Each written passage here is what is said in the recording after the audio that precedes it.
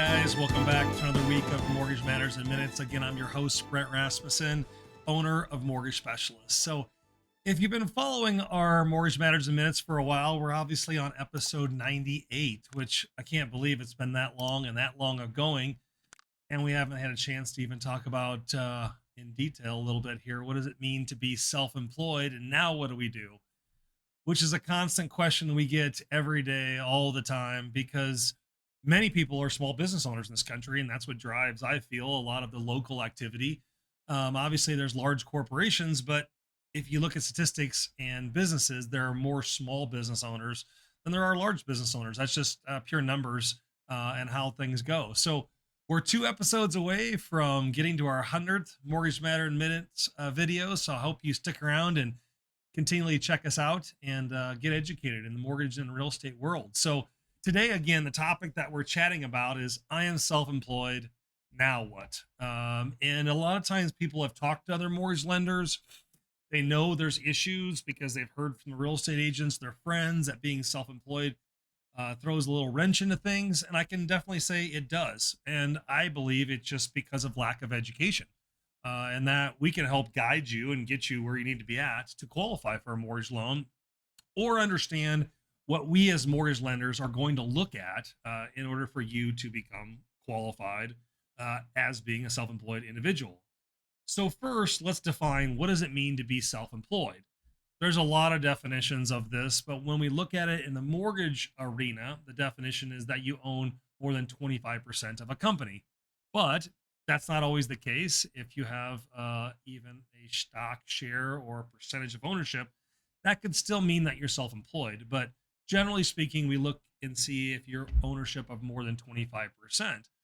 And how do we look and how do we tell if you're self-employed or not? And the easiest way we can definitely tell is by looking at tax returns, because I can share with you, consumers generally don't understand always how the tax returns look or read. They many times supply it to their accountant, to their CPA, and they just put the numbers together for them.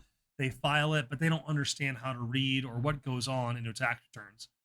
I can tell you, whether you're a mortgage banker, a commercial or residential mortgage lender, we look at tax returns and have to all day long. And we understand what goes into them and how the rules apply. And that's where the challenging aspect comes from, is that most times I can share with you that individuals that come into my office and we tell them on paper, hey, you don't qualify, or here's your income that we can use, they do say, well, I make more money than that. And make more money is a tough phrase to kind of go off of, because we don't always know what make more money does. What we do know is what the mortgage rules say we can use for income. And so what we first want to do is obviously gather your tax returns and pull those up to find out, what do you have going on? Are you a sole proprietor? Do you own the business yourself?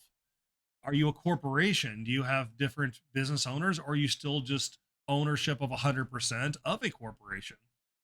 Are you an LLC, a limited liability corporation, or you pass your income to your personal self? Are you an S Corp, that's a very large corporation with many, many shares?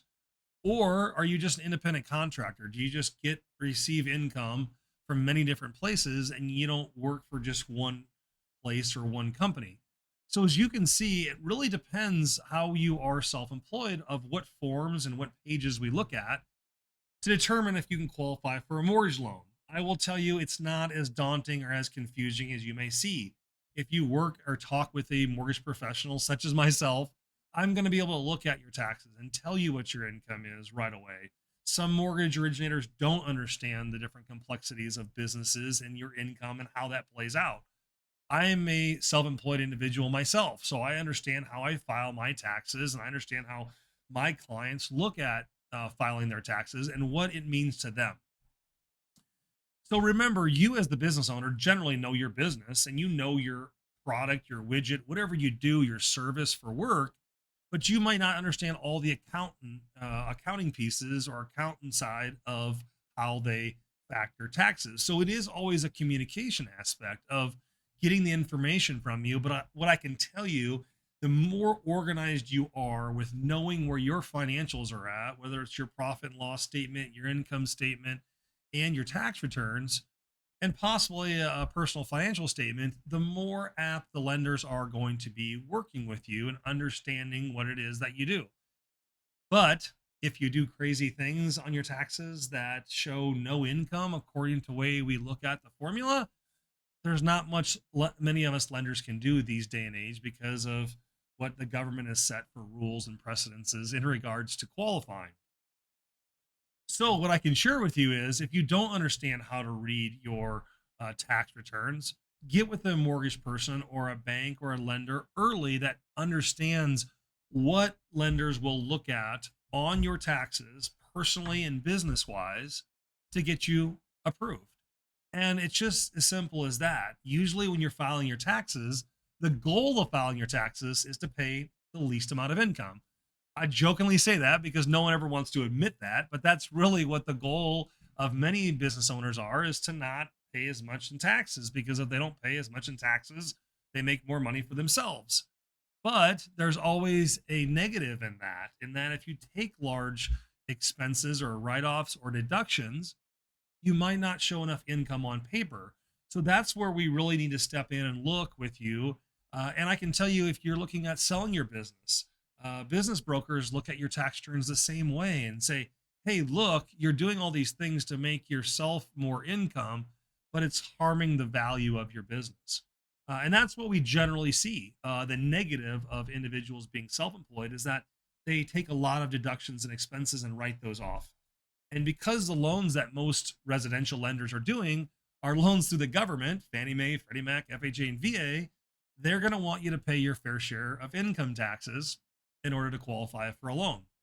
So let me put it to you this way. If you bring in $300,000 of income, but after you write off all your expenses on paper, it says you lost $100,000, that's the income we're going to use, the income after the expenses. So if we learn anything from basic business school, income minus expenses equals our profit or our loss. That's the number that we're going to use for each different business that you have to calculate your income. Where you might have a couple businesses over here that are losing money, but you might have a couple businesses over here that are making great money. We're going to look at each different source of each one of those businesses to make sure we know how to calculate your income correctly and give you the correct income calculations. I know, again, the conversation usually has is, hey, Brent, I make more income than this. Unfortunately, we can't do anything about that. If you file your taxes the way you file them through the IRS, that is what we have to use for mortgage lending. I will tell you, there are some alternative financing options. We have bank statement loans. There are some loans that we can lend off of asset based as well too. Are they cheap in interest rates? No. Are they cheap in closing costs? No. Is there a better way in my mind to do it? Sure. It's looking at your taxes, planning ahead, and making sure there is enough income on paper to get you qualified. We're not going to today get into every form of tax and situation of types of business structures and where the deductions are at or where the income is at. But we're always a phone call away at 402-991-5153. Or you can check us out on our website at mtg-specialists.com. And we love to set up a meeting with you to have you understand how the rules are established already in regards to your type of business and your types of businesses and or your taxes, to make sure we're giving you the most creditive income possible to qualify for the loan that you want.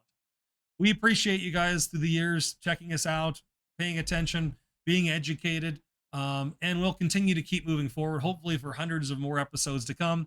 I hope you guys have a great day. Stay tuned. We'll try to work to make the 100th episode an amazing one. Have a great day. Mortgage Specialists. Driven, trusted, reliable.